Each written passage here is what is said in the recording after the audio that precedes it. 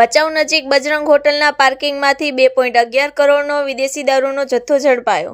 1.5 મહિનાના વિરામ બાદ કચ્છમાં ફરીથી કરોડોના વિદેશી દારૂનો જથ્થો ઝડપાયો છે। સ્થાનિક પોલીસની ગંભીર તપાસ વચ્ચે એસએમસીની ટીમે ભચાઉ નજીક બજરંગ હોટલના પાર્કિંગમાંથી લાખો રૂપિયાના દારૂ સહિત અન્ય મુદ્દામાલ કબજે કર્યો છે। એસએમસીની ટીમે ટેન્કરમાંથી કુલ 17,554 વિદેશી દારૂની બોટલો કબજે કરી, જેની અંદાજિત કિંમત 1,85,94,803 રૂપિયા છે। આ સાથે જ ટેન્કર, મોબાઈલ ફોન અને રોકડ રકમ મળી કુલ 2,11,03,433 રૂપિયાનો મુદ્દામાલ કબજે કરવામાં આવ્યો છે। આ કેસમાં રાજસ્થાનના 2 બુટલેગરો પુખરાજ ડુંગરારામ ભાટી ડ્રાઈવર અને અશોક પ્રગારામ મેઘવાલ ક્લીનરની ધરપકડ થઈ છે। બંને ભચાઉ પોલીસ સ્ટેશનને સોંપવામાં આવ્યા છે।